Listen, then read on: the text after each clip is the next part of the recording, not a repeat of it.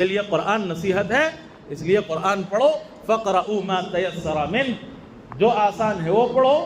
نماز میں کہا گیا، نماز میں جو صورتیں تمہارے لیے آسان ہے وہ پڑھو۔ تم نے ہدایت مانگی تھی نا سورہ فاتحہ میں، اللہ کہہ رہے ہیں پڑھو، یہ ہدایت کی کتاب ہے۔ ذَلِكَ الْكِتَابُ لَا رَيْبَ فِيهِ، یہ ایسی کتاب ہے اس کے حق ہونے میں، سچ ہونے میں کوئی شک نہیں ہے۔ ہدل للمتقین، یہ ہدایت ہے متقیوں کے لیے، یہ ہدایت ہے جو سیدھا راستہ چلنا چاہے اس کے لیے ہدایت ہے۔ پھر آگے کہا مشیت کی نفی نہیں کی، انسان چاہتا ہے، انسان کا ارادہ ہے، انسان کا اختیار ہے، اس کی نفی نہیں کی، لیکن ساتھ میں یہ کہہ دیا کہ تمہاری مشیتیں، تمہارے ارادے سب کس کے تابع ہیں؟ اللہ کی مشیت کے تابع ہیں۔ وَمَا تَشَاءُونَ، تم نہیں چاہو گے إِلَّا أَن يَشَاءَ اللَّهُ، مگر وہی جو اللہ چاہیں گے۔ رب العالمین ہے، کیوں بھئی اللہ کی چاہت کیوں متبوع ہے، سب کی چاہت کیوں تابع ہے؟ اس لیے کہ وہ رب العالمین ہے، تمام عالمین کا رب ہے اور خالق ہے اور مالک ہے۔ مالک کو اختیار ہے کہ اپنی ملکیت میں جو چاہے کرے، مالک کو اختیار ہے کہ وہ اپنی ملکیت میں جو چاہے کرے۔ یہ جیب میں آپ کیوں رکھے ہیں، یہ چیز ادھر رکھنا چاہیے تھا، یہ کیوں یہاں رکھے ہیں، یہ میری ملکیت ہے، میں جہاں چاہے رکھوں۔ فون مجھ سے پوچھے گا مجھے کیوں اوپر رکھے ہو، اگر نیچے رکھوں تو پوچھے گا کیوں نیچے رکھے ہو، کیوں؟ ملکیت میری، یعنی مملوک یہ ہے اور مالک میں ہوں۔ تو سارے عالمین کا مالک کون ہے؟ رب العالمین۔ سارے عالموں کا رب کون ہے؟ سارے عالموں کا خالق کون ہے؟ جب میں صرف مالک ہوں، رب نہیں ہوں اس کا، میں خالق نہیں ہوں، میں پیدا کرنے والا نہیں ہوں، صرف مالک پیسے دینے کی وجہ سے ملکیت ہے، تو مجھے اختیار ہے۔ جس نے پیدا کیا ہے اور جس نے اس کو پرورش دی ہے، اور جو رب ہے اور جو مالک ہے اور خالق ہے اور سب کچھ ہے، کیا اس کا اختیار نہیں ہے؟ اس کے اختیار سے کوئی چیز باہر ہو سکتی ہے؟ نہیں ہو سکتی ہے۔ لیکن اس کا مطلب یہ نہیں ہے کہ انسان مجبور محض ہے، اس کا مطلب یہ نہیں ہے کہ جانور اور انسان ایک جیسے ہو گئے۔ جانور مثلا بھینس بھاگ رہا تھا، بھاگتے بھاگتے، بھینس بھاگتا ہے کیا؟ ہاں بھاگتا بھی ہے، اس میں بھی نر بھی ہوتا ہے، مادہ بھی ہوتا ہے، ہاں اس میں بھی دو جنس ہوتے ہیں نا۔ تو اس لیے میں کہہ رہا ہوں بھینس بھاگ رہا تھا، یا آپ سمجھ لیجئے کہ آپ بنگلور والے کیا کہیں گے، بھینس بھاگ رہی تھی، بھاگتے بھاگتے اس کے پیر کے نیچے بچہ آ گیا، ایکسیڈنٹ ہو گیا، بچہ گر گیا، پھر دوسری مرتبہ بھی ایسے ہی ہو گیا، جاتے جاتے اور بھاگتے بھاگتے، تو اس کے دل پر کچھ اثر ہوگا۔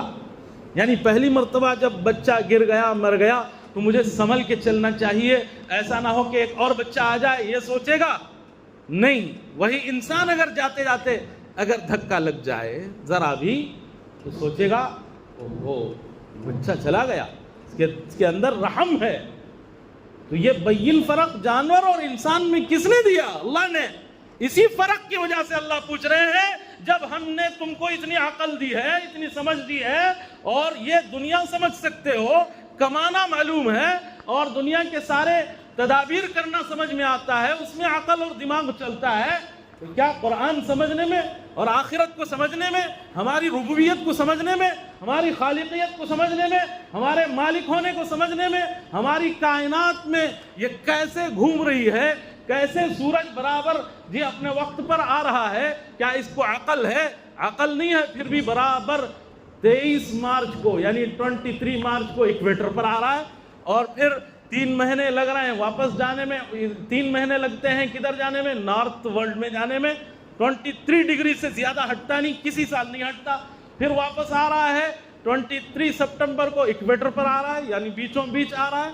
ایکویٹر کسے بولتے ہیں؟ گلوب کے اوپر جو ایک بیچوں بیچ لکیر ڈالی ہے وہ ہے، یعنی پورے عالم کا اللہ تعالیٰ نے ایسا نظام بنایا ہوا ہے۔ جب ایک سورج چھوٹی مخلوق ہے اور اس طرح اللہ تعالیٰ نے گیلیکسیز بنائے ہوئے ہیں، کلسٹر بنائے ہوئے ہیں، پوری یونیورس ہے، یہ سب اللہ تعالیٰ کے تابع ہے، برابر اپنے اپنے مدار میں چل رہی ہے۔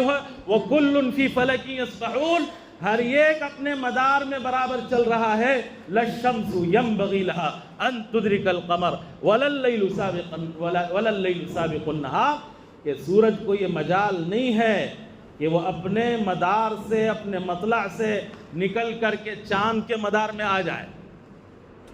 چاند کو یہ مدار نہیں ہے کہ وہ سورج کے مدار میں چلا جائے، چاند کو یہ مجال نہیں ہے، اور رات کو یہ مجال نہیں کہ وہ دن ختم ہونے سے پہلے آ جائے۔